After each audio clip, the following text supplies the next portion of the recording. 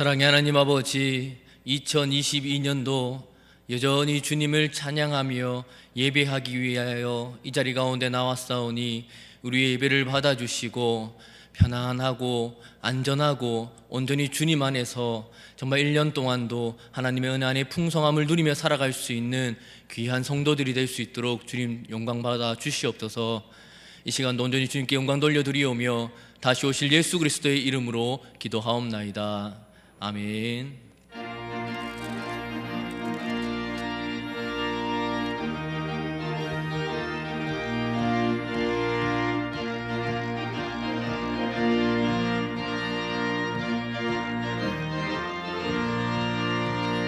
주님 약속하신 말씀 위에서 영원토록 주를 찬송하리라. 소리 높여 주께 영광 돌리며 약속 믿고 굳게 서리라. 굳게 서리, 영원하신 말씀 위에 굳게 서리. 굳게 서리, 그 말씀 위에 굳게 서리라. 주님 약속하신 말씀 위에서 세상 염려 내게 엄습할 때에 용감하게 힘써 싸워 이기며 약속 믿고 굳게 서리라. 굳게 서리, 영원하신 말씀 위에 굳게 서리. 굳게 서리, 그 말씀 위에 굳게 서리라. 주님 약속하신 말씀 위에서 영원하신 주의 사랑 힘입어 성령으로 힘써 싸워 이기며 약속 믿고 굳게 서리라. 굳게 서리, 영원하신 말씀 위에 굳게 서리. 굳게 서리, 그 말씀 위에 굳게 서리라. 주님 약속하신 말씀 위에서 성령 인도하는 대로 행하며 주님 품에 항상 안식 얻으며 약속 믿고 굳게 서리라. 굳게 서리, 영원하신 말씀 위에 굳게 서리. 굳게 서리, 그 말씀 위에 굳게 서리라.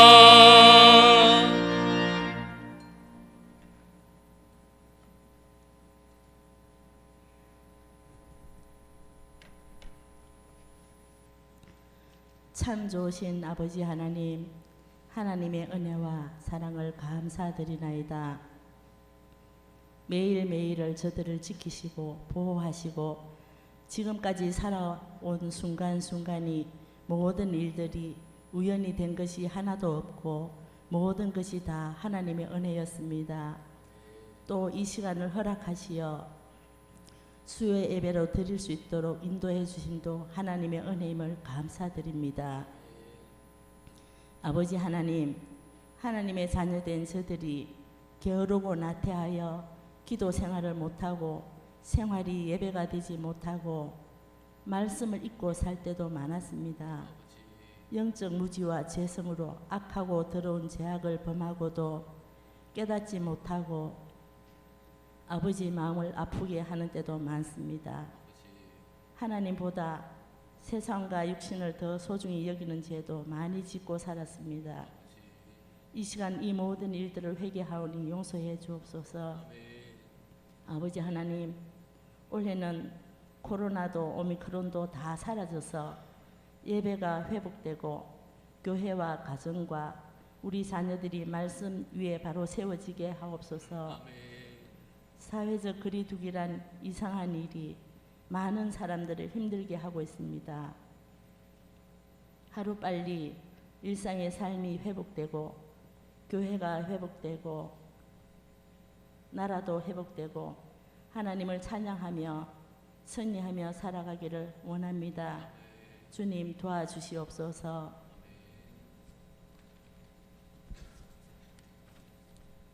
하나님 아버지, 주님의 뜻이 계셔서 우리 교회를 세우시고 지켜주심을 감사드리나이다.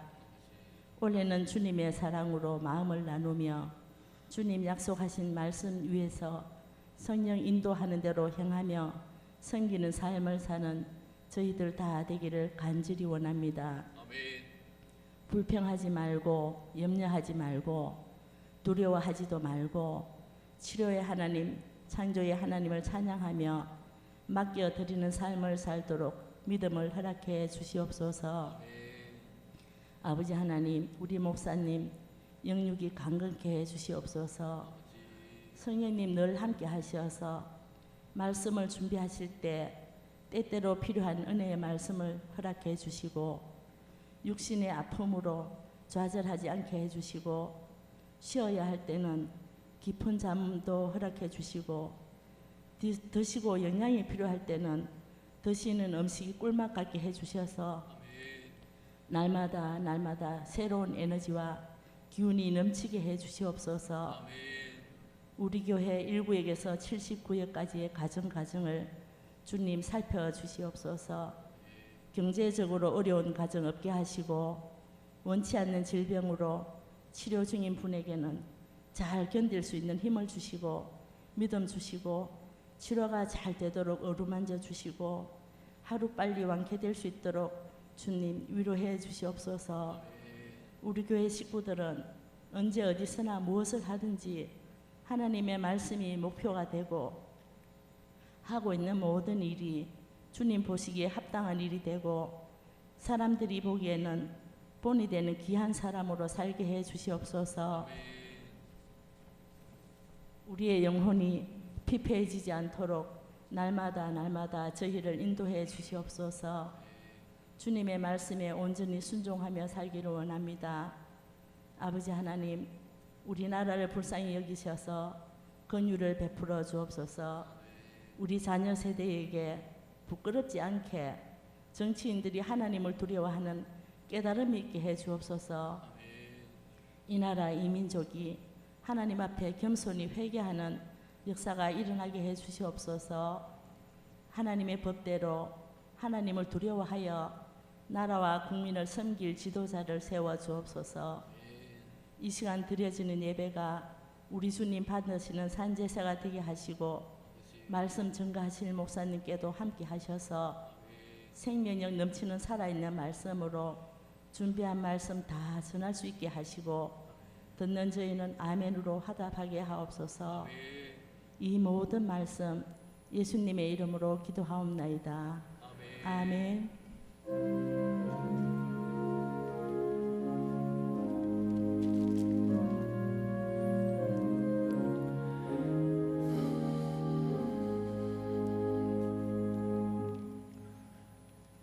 찾으실 말씀은 창세기 17장입니다.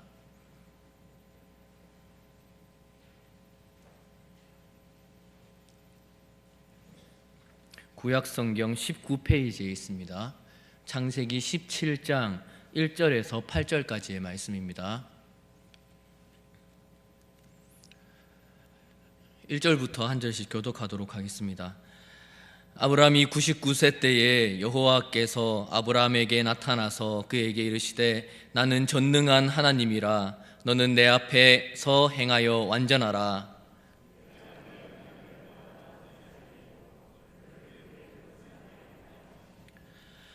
아브라함이 엎드렸더니 하나님이 또 그에게 말씀하여 이르시되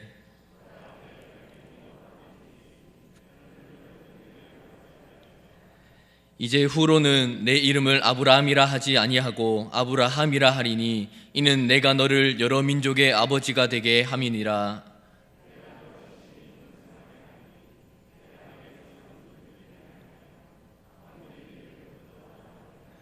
내가 내 언약을 나와 너 및 내 대대 후손 사이에 세워서 영원한 언약을 삼고 너와 내 후손의 하나님이 되리라.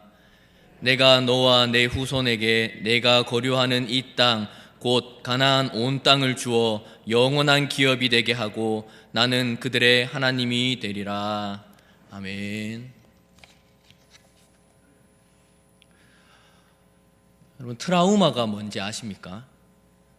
과거에 경험했던 공포와 같은 순간이 발생했을 때 당시의 감정을 느끼면서 심리적 불안을 겪는 증상을 말합니다. 요즘 사람에게 이 트라우마는 더 이상 낯선 개념이 아닙니다. 예전에는 전문가들도 끔찍한 사건을 경험한 사람만이 트라우마의 피해자라고 생각했었는데, 지금은 꼭 큰 사고를 겪은 사람만 트라우마를 겪는다고 보지 않고 여러 상황에서도 트라우마를 겪을 수 있다고 봅니다. 그리고 많은 사례를 경험하다 보니 큰 트라우마를 경험한 경우에도 그 충격을 쉽게 극복해내는 사람과 잘 극복해내지 못하는 사람의 차이가 있었습니다. 무엇 때문에 이런 차이가 있겠습니까? 어떤 책에서 보니까 트라우마를 빅 트라우마와 스몰 트라우마로 구분해서 이야기하는 것을 봤습니다. 이 세상 어떤 사람이라도 상처를 받지 않고 살 수는 없습니다. 그런데 작은 상처, 스몰 트라우마를 많이 받은 사람들은 큰 어려움이 닥쳤을 때 이겨내지 못하고 정신적인 문제를 겪는 사람들이 많았고, 반대로 저런 작은 상처들 가운데 괜찮아, 걱정하지 마, 극복할 수 있다와 같은 지지와 약속을 많이 받은 사람들은 큰 상처, 빅 트라우마에도 잘 견뎌낸다고 합니다. 주위 사람들의 지지와 사랑과 믿음이 어려움을 이겨내는데 많은 도움이 됩니다. 사랑하는 성도 여러분, 계속해서 제가 창세기를 살펴보고 있는데 오늘 본문에 아브라함에게 하나님께서 찾아오셔서 또 약속해 주십니다. 어쩌면 아브라함이 큰 트라우마를 겪을 수 있는 상황에 부닥쳤지만 그럼에도 하나님께서 약속해 주셨고 그 약속이 아브라함에게 힘이 되어 견딜 수 있게 된 것입니다. 그런데 그 견딤이 절대 쉽지는 않습니다. 17장의 앞에 16장 마지막 부분을 살펴보면 하갈이 이스마엘을 낳을 때에 아브라함이 몇 살이라고 나옵니까? 86세입니다. 그리고 오늘 17장 본문에서 아브라함의 나이는 몇 살입니까? 99세입니다. 13년의 공백이 있습니다. 이게 무슨 의미입니까? 지금까지 믿음에 관하여 말씀을 드렸을 때 믿음은 오래 기다리는 것이다 라고 생각할 수 있습니다. 그런데 그것을 좀 더 깊게 보면 아브라함이 16장에서 그 하나님의 약속을 기다리지 못하고 하갈로 해결하려고 했던 결과라고도 좀 더 깊게 보면 그렇게도 볼 수 있습니다. 세상 사람들이 당연하게 생각하는 합당한 방법, 그 당시에 사람들에게 비난받지 않는 방법으로 하나님의 일을 해결하려고 했을 때 어떻게 됩니까? 아브라함이 엄청난 트라우마를 겪을 수밖에 없는 상황에 부닥치게 됩니다. 사람의 지혜로, 사람의 방법대로 해결하려고 하면 또 다른 문제가 생깁니다. 하갈이 주인을 무시하게 되고 이스마엘이라는 하나님께서 약속하지 않으신 다른 형제들과 대항하여 살게 되는 민족이 일어나게 되는 겁니다. 그런데 여기서 궁금한 점이 생겼습니다. 만약에 아브라함이 한 실수 때문이라고 본다면, 실수를 하지 않았다면 조금 일찍 자녀를 얻을 수 있지 않았겠습니까? 아니죠. 어쨌든 하나님께서 하시는 일에는 합당한 시기가 있고 의미가 있습니다. 이 세상에 일어나는 일은 하나님의 뜻과 상관없이 의미 없게 일어나는 일은 없습니다. 결국 인간의 힘으로 아무리 해결하려고 해도, 아브라함의 입장에서는 아무리 하갈로 이스마엘로 해결하려고 해도 결국에는 기다리는 것에 대한 고통을 받아야 되고 인내해야 된다는 말입니다. 이렇게 13년을 하나님의 임재나 큰 사건 없이 지나게 되면서 아브라함은 하나님의 약속하심을 99세가 되어도 아무런 징조 없이 그저 기다리고 기다려야 되는 상황 가운데 견뎌내야 했습니다. 그렇게 기다리고 기다렸더니, 그렇게 견디는 아브라함에게 하나님께서는 오늘 본문 가운데 또다시 찾아오십니다. 찾아오셔서 무엇이라고 하십니까? 1절 함께 보겠습니다. 시작. 아브라함이 99세 때에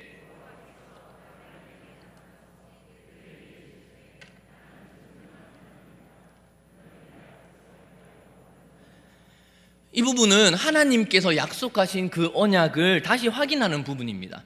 하나님께서 아브라함에게 완전하라라고 말씀하십니다. 아브라함에게 완전하라라고 말씀하시는데, 그러면 이 아브라함의 지금 상태가 어떻다는 겁니까? 네, 완전하지 않다는 겁니다. 하나님께서는 아브라함이 아직 완전하게 살지 않는다고, 전능하신 하나님 앞에서 완전하지 않다고 말씀하십니다. 그러면 여기서 이 하나님께서 말씀하시는 완전함은 어떤 완전함입니까? 도덕적으로, 인간적으로 생각하는 그런 완전함을 말하지는 않습니다.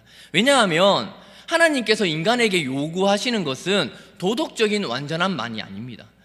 저는 창세기에서 나타나는 인간의 모습을 한 단어로 요약을 할 때 아파르, 히브리어로 아파르라고 봅니다.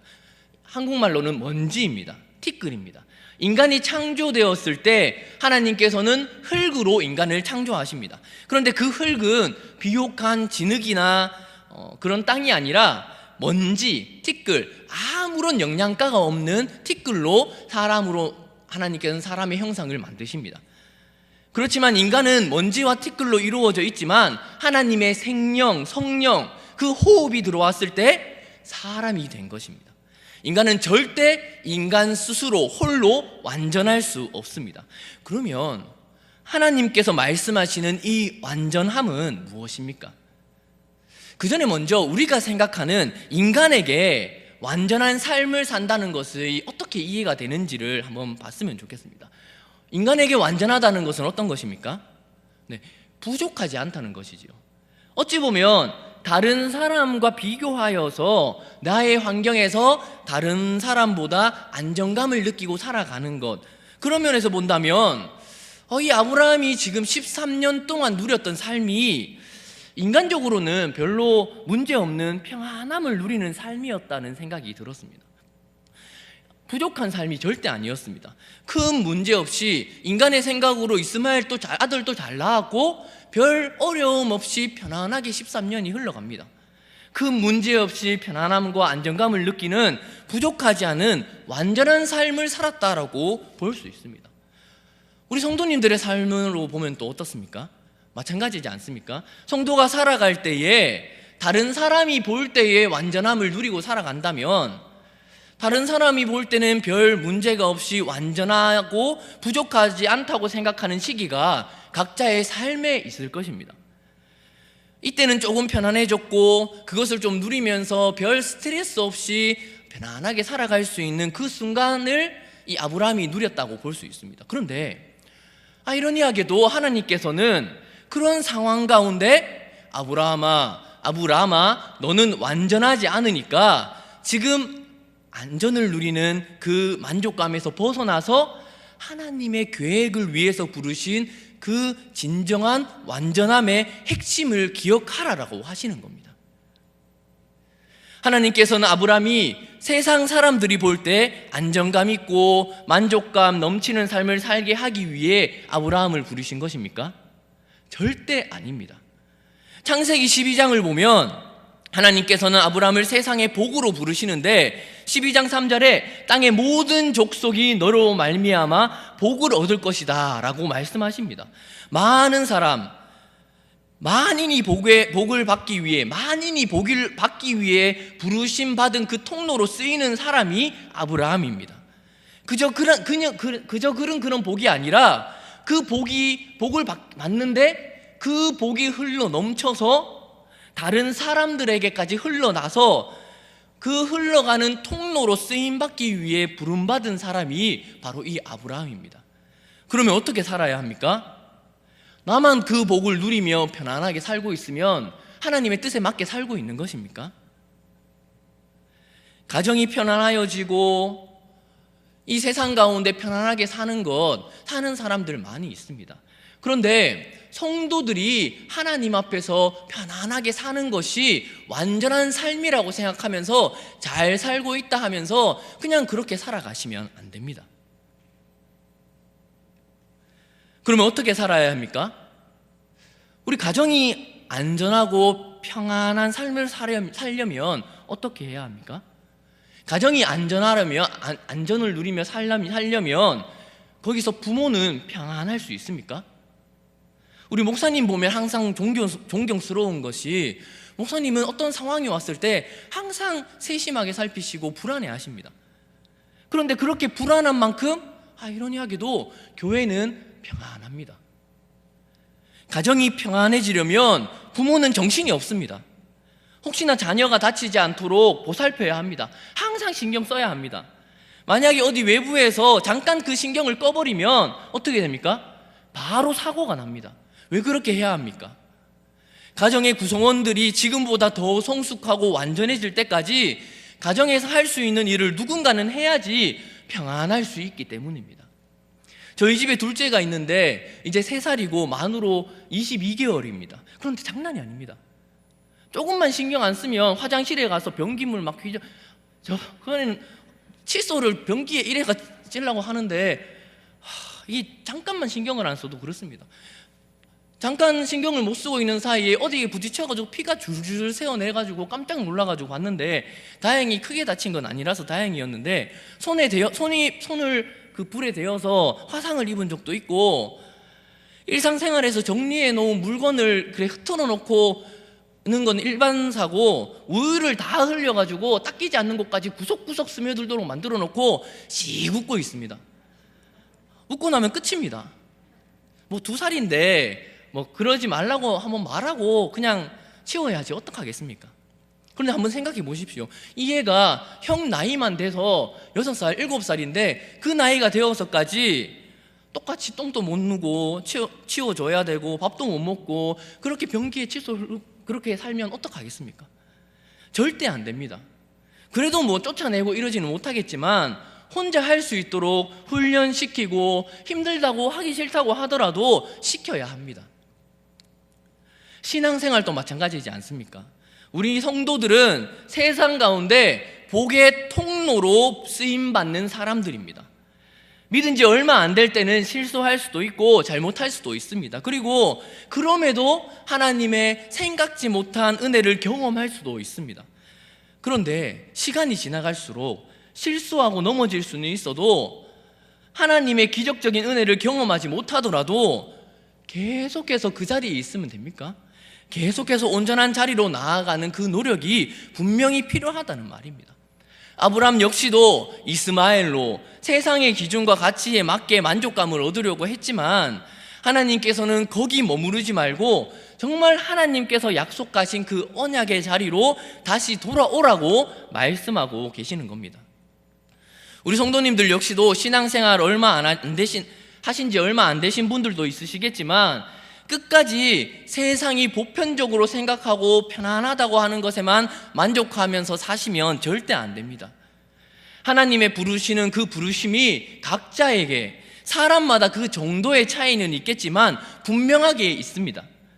그 약속이 무엇인지 계속해서 고민하고 생각해보고, 그 약속을 바라보고, 말씀 가운데 하나님께서 나에게 하시는 말씀이 무엇인지 예배 가운데 집중해서 들으시고 깨달으시고 삶에서 조금씩 바꾸어 가면서 그렇게 살아가야 합니다. 그렇게 자라나셔야 합니다.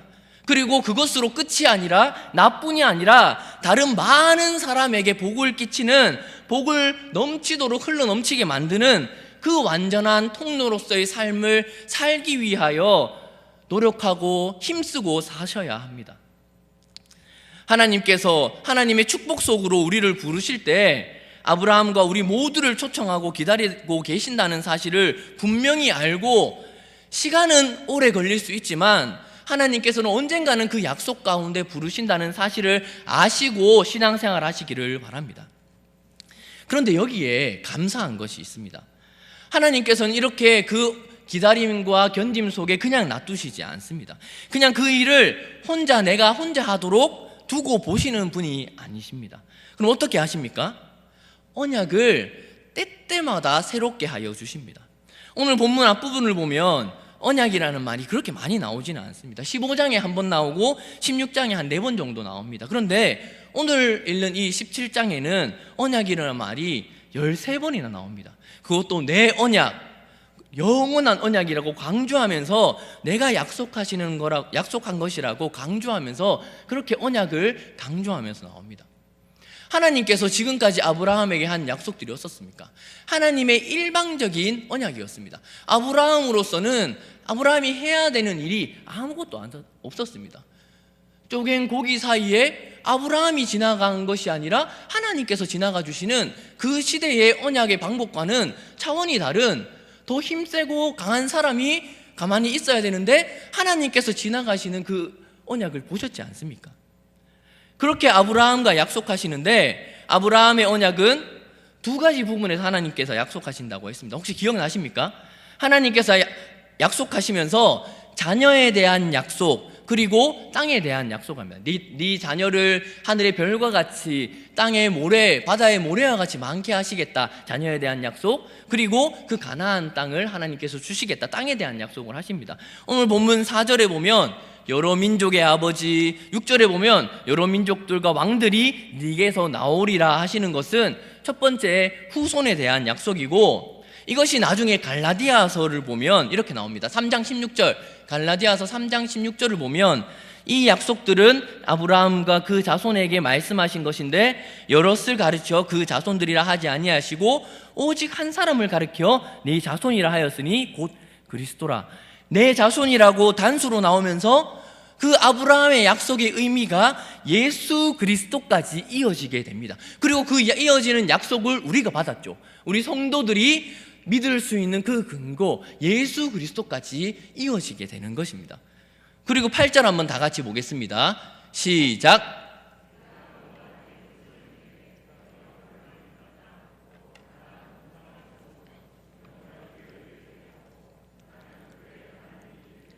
너와 내 후손에게 내가 거류하는 이 땅 가나안 땅을 주어 영원한 기업 땅을 주신다는 두 번째 약속까지 하게 됩니다. 이 두 가지 약속이 아브라함의 약속의 복의 핵심입니다. 이렇게 두 가지 약속이 반복되는데 17장에서 이렇게 언약을 여러 번 반복시켜서 상기시키는 이유가 무엇입니까? 원래 아브라함과 하시는 약속이 어떠했다고 했습니까? 일방적이었고 하나님께서 다 약속하시고 아브라함은 그냥 네 하고 이야기하는 일방적인 언약이었는데 오늘 본문에 들어오면서 다시금 약속하시면서 완전하라, 행하여 완전하라 라고 명령하시면서 지킬 약속들을 아브라함 측에서 지킬 약속들을 말씀하십니다. 그것이 무엇입니까? 오늘 본문에서 읽은 이름을 바꾸어 주시는 것과 할례를 행하는 겁니다.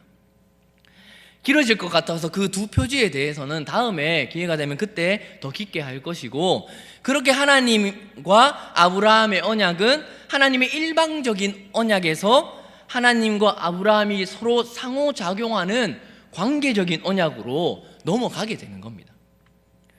그저 부모가 모든 것을 해주는 그 아기를 키우는 가정의 모습에서 이제 그 아기가 소년이 되어서 어른이 되어서 스스로 밥도 먹고 부모님 걱정도 해주고 가족을 위해서 자신의 것들을, 자기가 해야 되는 것들을 포기할 줄도 아는 성숙한 그 가정의 모습으로 우리 신앙인들도 신앙의 모습도 그렇게 하나님께서 만들어 가시는 자리로 나아가야 된다고 오늘 본문을 통하여서 완전하라, 행하여 완전하라 라고 말씀하고 계시는 겁니다.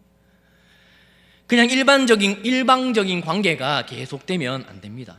살아있는 인격적인 사귐의 관계로 우리의 신앙도 나아가야 합니다. 그것이 정상적인 신앙생활의 모습입니다. 그렇게 하나님께서는 아브라함의 이름을 아브라함이라고 바꾸어 주십니다. 이 아브라함의 뜻이 무엇인지는 대부분 아시죠? 아브라는 말은 아버지라는 뜻입니다. 람은 존귀하다. 그래서 존귀한 아버지가 아브람입니다. 그런데 그 아브람을 아브라함이라 합니다. 아브는 아버지, 라함은 하몬과 같은 말인데 다수, 여러 명, 여러 사람이라는 말입니다. 그러면 여러 민족의 아버지라는 뜻입니다. 아브라함은 13년 전에 하나님의 약속이 자기 가족에게만 이으면 되는 줄 알고 자녀를 낳는 것으로 만족하고 이스마엘로 해결하려고 했는데 13년 후에 하나님께서는 너 자신이 한 가정의 아버지로서 높아지는 것에 만족할 것이 아니라 더 완전한 대로 나아가라. 모든 민족, 많은 사람들, 많은 민족들이 복을 받는 그 자리로 나아가라, 그 통로로 쓰임 받아라 하고 말씀하시고 있는 겁니다. 나와 내 가족만 복받는 자리가 아니라 남 또한 높이고, 더 나아가서 엄청나게 많은 우리 한국뿐만 아니라 세상 모든 곳곳에 하나님의 복이 선포되고 넓어지는, 하나님의 나라가 넓어지는 그 통로로 쓰임 받으라고, 그 자리로 나아가라고 하는 말이십니다. 그리고 그 일을 그냥 이름만 바꾸고 할례만 받으면 그것을 통해서 내 백성으로 인정해 주겠다라고 하시는 말씀입니다. 그런데 여기서 절대 오해하지는 마시기 바랍니다. 유대인들이 이름을 바꾸고 할례를 받는 이 행위 자체에 초점을 맞추어서 하나님을 믿었습니다. 그렇게 이방인과 하나님의 선택을 받은 그 선민 이스라엘 백성들, 유대인을 구별하여 자신들만 특별한 존재라고 생각하여서 이방인을 무시하고 핍박했습니다. 그런데 여기서 이름을 바꿔주시고 할례를 행하는 일이 과연 하나님께서 우리를 구원해 주시고 자녀 삼아 주신 일의 원인이 되어서 다른 이방인을 무시하고 핍박할 수 있는 근거가 될 수 있습니까? 우리 자녀가 부모님한테 사랑한다고 말을 하고 선물을 사주면서 너무 사랑받는 행동을 할 때에 그게 이 아이가 내 자녀라는 것의 원인이 될 수 있습니까? 내 자녀가 어디가 아파서 일상생활에 힘들더라도, 어떨 땐 말을 안 듣고 막 어지럽혀 놓을지라도, 사고를 쳐서 힘들게 하고 공부도 못하고 게으르더라도 그래도 내 자녀입니다. 내 배로 낳았기 때문에 내 자녀인 것입니다. 다른 어떤 것도 부모와 자녀의 관계의 원인이 절대 될 수가 없습니다. 그럼 그 이름을 바꾸어 주신 거, 그리고 할례를 주신 거, 이게 아무 의미가 없는 것입니까? 아니지요. 우리가 그 아이를 키울 때 아이의 작은 입으로 아버지 사랑합니다 말하는 것, 자기 용돈을 아껴서 부모님 선물 사주는 것, 그러고 나면 뭐라고 합니까? 역시 우리 아들이다, 우리 아들 인정, 이렇게 말하지 않습니까? 그럼 그거 안 말해줘서 인정 안 되는 겁니까? 아니지요. 절대 착각하지 마시기 바랍니다. 그럼 우리가 분명하게 알아야 할 것은 무엇입니까? 내가 무엇을 해서 하나님께서 언약을 세워주시는 것이 아니라, 나는 언약에 아무런 근거가 될 수 없지만 하나님께서 그저 이름을 바꾸어 주시고 할례를 행하는 것으로 백성을 삼아 주시는 것, 이 행위만으로 전능하신 하나님께서 그것만으로 이렇게 먼지와 같은 나를 자녀로 인정해 주신다는 것, 그것이 은혜인 겁니다.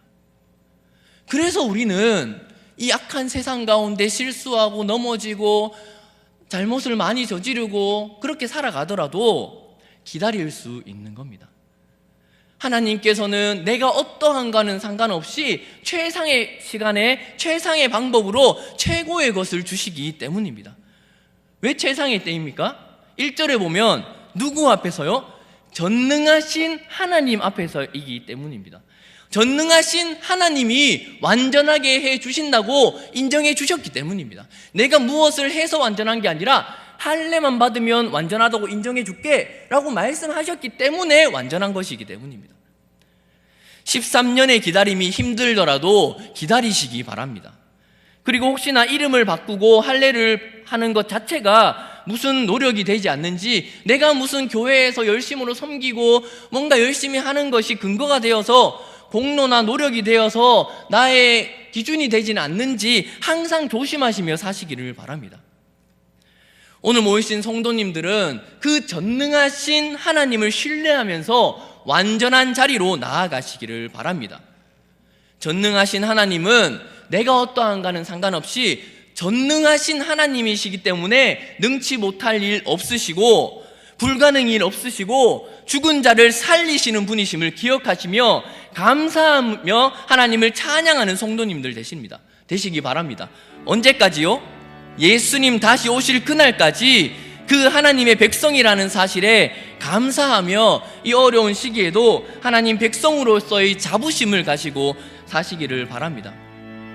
처음 트라우마에 대해서 말씀드리면서 설교를 시작했습니다. 우리가 살아가면서 이 트라우마, 스트레스 없을 수 없습니다. 세상은 아직도 악한 사탄의 세력 가운데 있기 때문에 성도라면, 정말 하나님을 믿는 성도시라면 좋은 일만 있고 세상 사람들에게 인정만 받고 그렇게 살아갈 수 없습니다. 오히려 성도기 때문에 더 큰 어려움을 겪을 수도 있습니다. 그럼 그런 상황 가운데 이겨낼 수 있는 방법은 무엇입니까? 빅 트라우마 가운데 이겨낼 수 있는 힘은 스몰 트라우마 가운데 사람들의 지지와 사랑과 용기입니다. 아브라함이 13년간의 아무런 말씀이 없었던 그 시기를 견뎌낼 수 있었던 이유는 하나님의 약속하심을 기억하며 살았기 때문입니다. 우리 성도님들도 마찬가지입니다. 이 세상을 이길 수 있는 방법은, 이 세상을 예수님 다시 오실 때까지 견뎌낼 수 있는 방법은 전능하신 하나님의 약속을 기억하며 예수님께서 다시 오신다는 그 약속하심을 붙들면서 기억하는 방법이 유일한 방법임을 아시기 바랍니다. 그 전능하신 하나님께서 나를 지켜주시고 예수님 다시 오실 때까지 나를 도와주시고 함께 해주신다는 사실을 기억하시면서 예수님 다시 오실 때까지 지쳐 쓰러지지 마시고 기쁨과 즐거움을 누리며 하나님의 앞에서 자신이 할 수 있는 이 표지들을 행하며 사시는 성도님들 되시기를 바랍니다. 우리 함께 찬양할 텐데 그 전능하신 하나님을 함께 찬양했으면 좋겠습니다.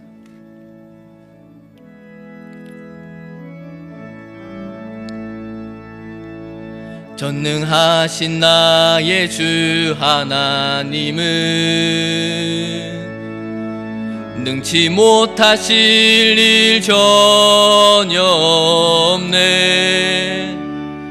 우리의 모든 간구도 우리의 모든 생각도 우리의 모든 꿈과 모든 소망도 신실하신 나의 주 하나님은 우리의 모든 괴로움 바꿀 수 있네. 불가능한 일 행하시고 죽은 자를 일으키시니 그를 이길 자 아무도 없네. 주의 말씀 의지하여 깊은 곳에 금을 던져 오늘 그가 놀라운 일을 이루시는 것 보라.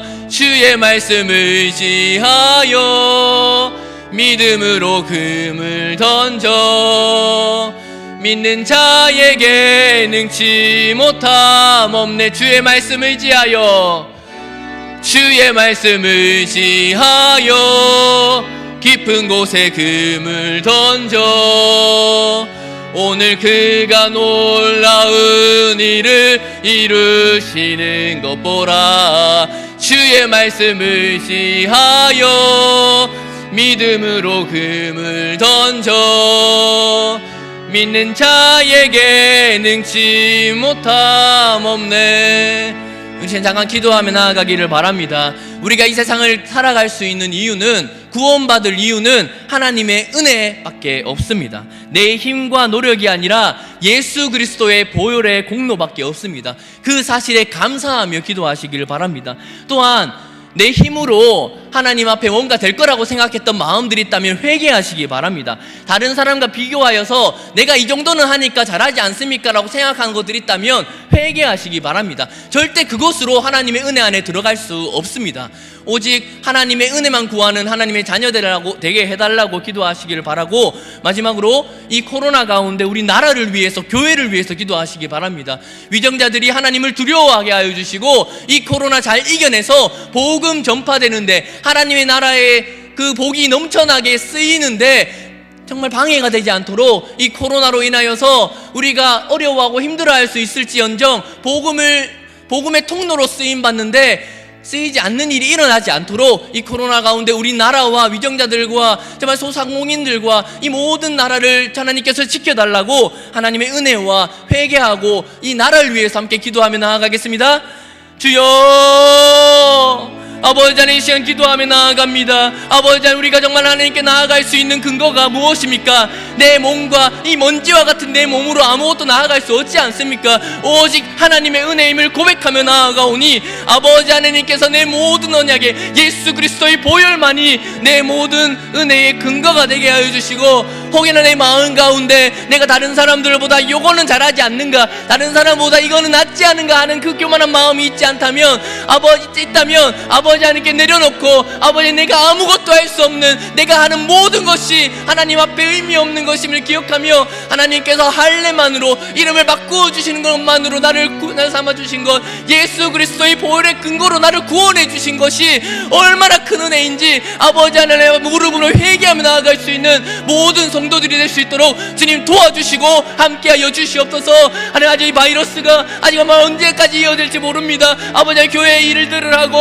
아버지 아이들이 정말 성장하는데 너무나 부족하고 아버지 너무 힘듭니다. 아버지 하나님께서 얼른 물러나게 하여 주시고, 이 가운데 하나님의 역사하심은 아버지 끊이지 않는 것을 우리 성도들을 통하여 나타날 수 있게 하여 주시고, 우리 교회를 통하여 나타나게 하여 주시고, 이 어려운 정치 상황 가운데 아버지 하나님을 두려워하며 나라를 다스릴 수 있는 귀한 정치인들이 생길 수 있도록 도와주시고, 아버지 하나님 이들을 통하여서 이 믿음이 더욱더 성장하고, 하나님 믿는 자녀들의 믿음은 더욱더 성장하고, 다시 오실 예수님, 정말 그 예수님만 기다리며 그 예수님 오실 때까지 이 세상 가운데 담대히 살아갈 수 있는 귀한 성도들이 될 수 있도록 주님 역사하시고 함께하여 주시옵소서.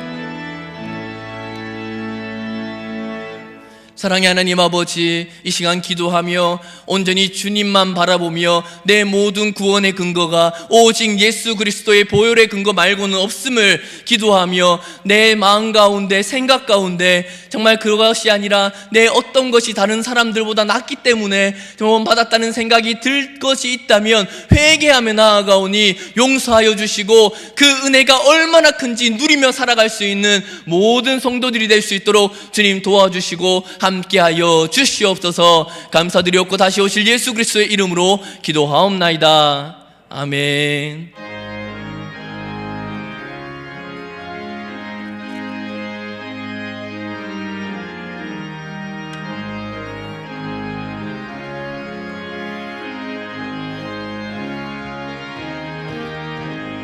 구주 예수 의지함이 심히 기쁜 일일세, 영생 허락받았으니 의심하주 없도다. 예수 믿는 것은 받은 증거 많도다. 예수 귀한 예수 믿음 더욱 주소서. 구주 예수 의지함이 심히 기쁜 일일세, 주를 믿는 나의 마음을 그의 피에 적시네. 예수 믿는 것은 받은 증거 많도다.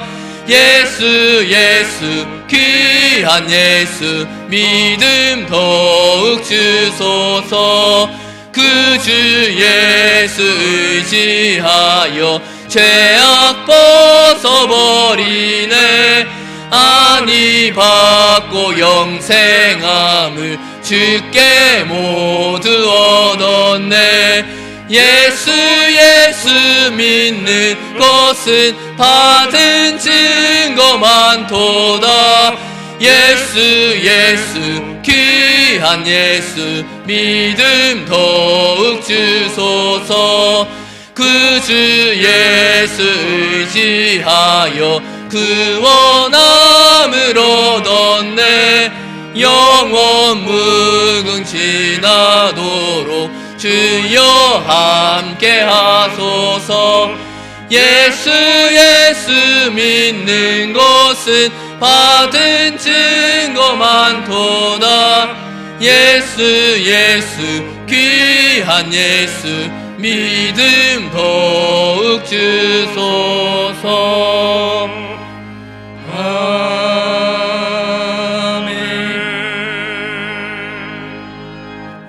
11조 감사헌금 선교 건축헌금 드렸습니다.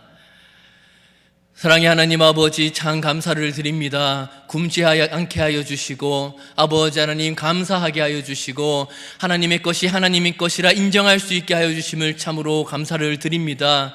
2022년도 하나님 앞에서 완전하며 하나님 앞에서 세상 가운데 복의 통로로서 그 복이 넘쳐 흘러서 세상 모든 사람에게 영향력을 끼치며 복으로서 하나님이 주시는 그 복이 흘러 넘칠 수 있는 귀한 성도들이 될 수 있도록 주님 은혜 내려주시고 함께하여 주시옵소서. 감사드리옵고 다시 오실 예수 그리스도의 이름으로 기도하옵나이다. 아멘.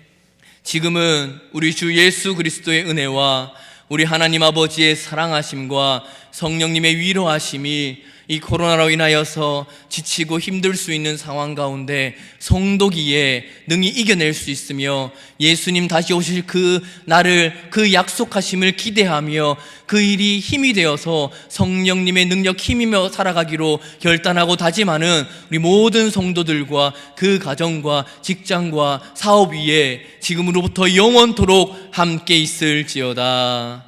아멘.